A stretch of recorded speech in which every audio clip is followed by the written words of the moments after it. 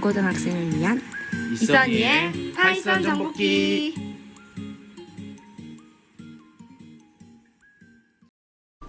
써니 안녕. 잘 지냈어? 지난 시간에 알려준 건 잊어버리지 않았지? 당연하지. 어제 배운 건 완벽하게 이해했다고. 그래, 오늘은 자료형에 대해 좀 더 자세히 배워볼 거야.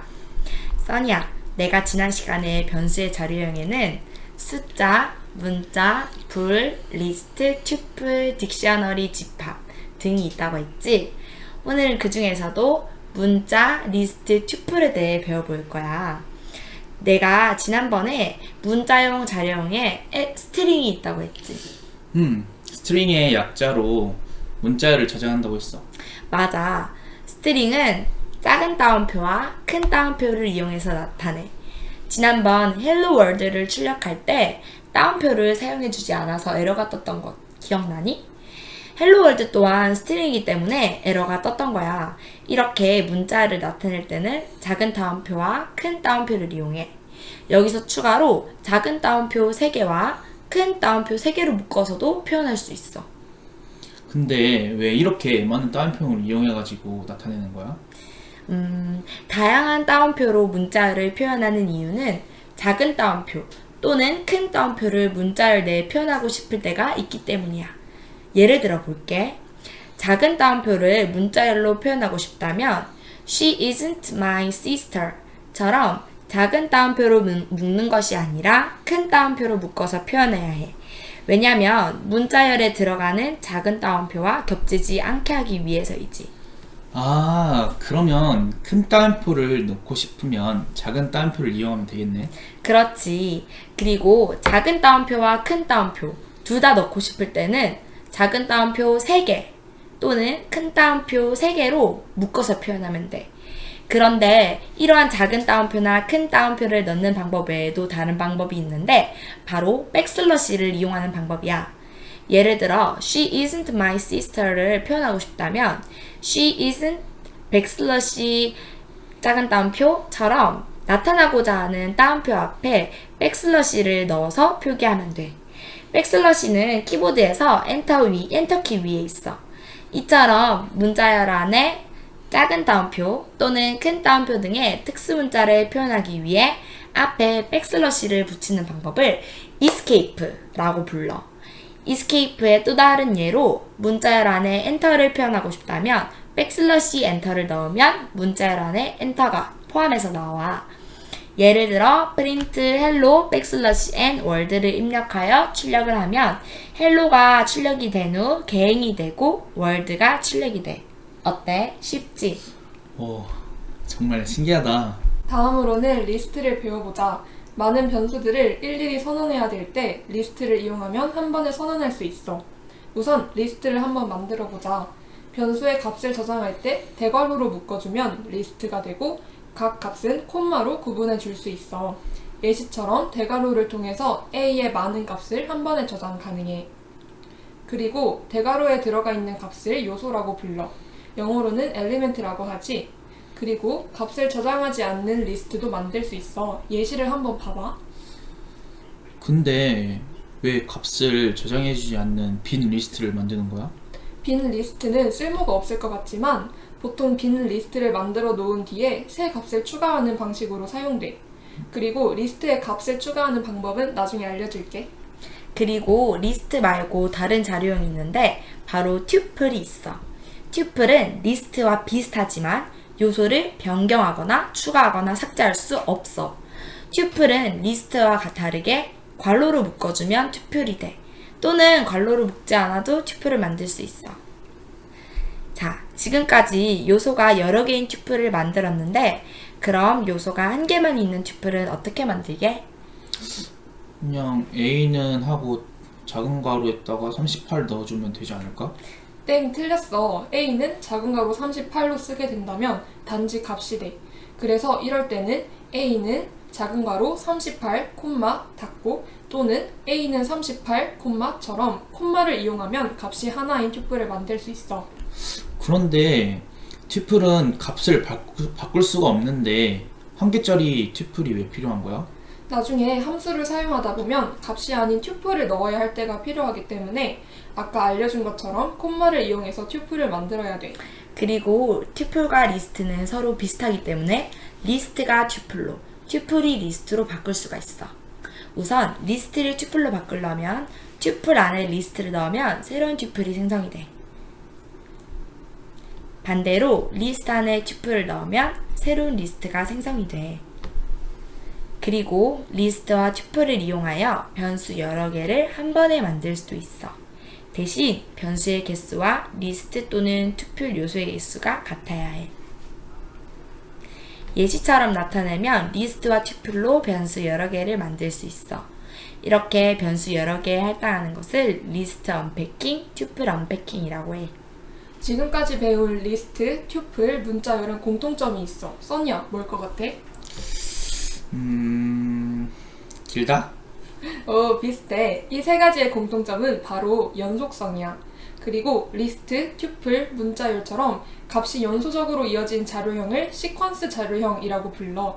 그리고 시퀀스 자료형으로 만든 객체를 시퀀스 객체라고 하고 또 시퀀스 객체에 들어가 있는 각 값을 요소라고 불러. 그럼 시퀀스 객체들을 응용해보자. 먼저 그 객체 안에 특정 값이 있는지 확인하는 방법부터 알아볼까? 이 예시처럼 A라는 리스트를 특정 값 다음 in A를 하게 되면 특정 값이 A 리스트에 있는지 없는지 확인할 수 있어. 만약에 값이 있으면 true가 나오고 없다면 false가 나오지. 물론 튜플과 문자열에서도 사용 가능해. 그리고 시퀀스 객체는 플러스를 이용해서 객체끼리 연결해서 새로운 객체를 만들 수 있어. 어때, 신기하지? 또 별표를 이용해서 시퀀스 객체를 반복해서 나타낼 수 있어. 이 예시처럼 리스트에 별표 3을 해주면 시퀀스 객체가 3번 반복해서 나타날 수 있어. 어때? 쉽지? 정말 파이썬은 배우면 배울수록 진짜 신기한 것 같아. 또 다른 신기한 기능이 있는데 바로 len 함수야. len은 length의 약자로 len 함수를 이용하면 시퀀스 객체의 많은 요소 개수를 구할 수 있어. 나중에 len 함수를 이용해서 간단하게 요소의 개수를 파악할 수 있으니까 기억해두면 좋아. 오, 꼭 기억해야겠다. 써니야, 이번에는 시퀀스 객체에 들어있는 요소에 직접 접근하는 방법을 알려줄게. 우선 시퀀스 객체의 각 요소는 순서가 정해져 있는데 이 순서를 인덱스라고 불러. 시퀀스 객체에 대괄호를 붙이고 대괄호 안에 각 요소의 인덱스를 지정하면 해당 요소에 접근할 수 있어. 근데 이 A0는 뭐야? A1부터 시작해야 되는 거 아니야? 아니야. 대부분의 프로그래밍 언어는 인덱스가 0부터 시작하니까 조심해야 해. 써니야, A-1은 뭐일 것 같아? 아니 A0가 시작이라며 A-는 어디서 나오는 거야? 인덱스를 음수로 지정하면 뒤에서부터 요소에 접근할 수 있어. A-는 맨 마지막 엘리먼트를 가리키는 거야. 그러므로 A-4를 입력하면 21이라는 값이 나오게 돼. 그리고 인덱스를 이용해서 시퀀스 객체에 해당 요소만 출력하는 것뿐만 아니라 인덱스를 이용하여 각 요소의 값을 할당할 수도 있어. 여기서 주의할 점은 튜플은 값을 바꿀 수 없으니까 제외라는 거야. 이제 인덱스까지 알았으니까 다른 기능을 살펴볼까? 기능? 뭐 어떤 기능이 있는 건데? 슬라이스라는 시퀀스 객체의 일부를 잘라내는 기능이 있어. 그리고 자른 객체를 새로운 시퀀스 객체로 만들 수 있어. 예시처럼 대괄호 속에 시작 인덱스, 끝 인덱스를 입력을 하면 그 인덱스들 사이의 값들을 가져와서 예시처럼 새로운 리스트를 만들 수 있어. 또 다른 예시를 볼까? 이번에는 콜론 뒤에 하나가 더 붙었어. 이 숫자는 인덱스 증가 폭을 의미해. 예시에서 보이는 것처럼 인덱스 2에서 3을 증가하면 5고 또 증가시키면 8이지만 끝 인덱스를 8로 잡았기 때문에 인덱스 7까지밖에 못 가져와. 그러므로 인덱스 2와 인덱스 5밖에 자르지 못해. 그럼 시작 인덱스가 없으면 어떻게 잘라지는 거야? 좋은 질문이야. 시작 인덱스가 없으면 자동적으로 처음 인덱스부터 시작하게 돼. 그리고 끝 인덱스가 없는 경우도 자동적으로 마지막 인덱스까지 잘리게 돼. 잘 알려줘서 고마워 누나. 잘 알려주긴 우리 써니가 공부를 열심히 해서 이해를 잘한 거지. 다음에는 조건문과 반복문을 알려줄게. 조건문? 반복문? 조건문이랑 반복문을 잘 배우면 기초적인 프로그램을 짤 수 있으니까 기대해. 그럼 다음에 만날 때까지 복습 잘 하고 있어. 빠이. 누나들. 오늘 누나들에게 배운 내용을 한번 복습해볼까? 오늘은 스트링과 리스트, 튜플, 그리고 시퀀스 객체들의 응용에 대해서 배웠었어. 우선 스트링과 리스트, 튜플에 대해 다시 살펴보자. 첫 번째로 스트링. 스트링은 큰 따옴표와 작은 따옴표로 나타내는데 큰 따옴표 3개, 그리고 작은 따옴표 3개를 이용해서 나타낼 수 있었어. 그리고 escape인 백슬러시를 이용해서 따옴표와 같은 특수한 문자를 나타낼 수 있었어. 그리고 두 번째로 리스트. 리스트는 많은 변수들을 한 번에 선언할 수 있었고 대괄호를 이용해서 만들 수 있었어. 세 번째로는 튜플. 튜플은 리스트와 비슷하지만 다른 점이 있는데 바로 요소, 곧 엘레멘트를 변경하거나 추가, 삭제를 할 수 없었어. 그리고 튜플은 리스트를 생성하는 대괄호가 아닌 소괄호를 이용해서 만들 수 있었어. 마지막으로 시퀀스 객체의 응용을 알아보자. 첫 번째로 in이 있었는데 in을 통해서 객체 안에 특정 값이 있는지 확인할 수 있었어. 예를 들어서 a라는 리스트 안에 숫자 3이 존재하는지 알고 싶을 때 3 in a를 입력하면 a에 3이 있으면 true, 없으면 false로 출력이 됐었어. 두 번째로는 플러스가 있었어. 지금까지 알고 있는 플러스는 숫자를 더하는 용도였지만 시퀀스 객체의 플러스를 이용하면 각 객체들끼리 연결이 가능했었어. 또한 곱셈 표시를 하면 해당 곱해진 숫자만큼 객체를 반복할 수 있었어.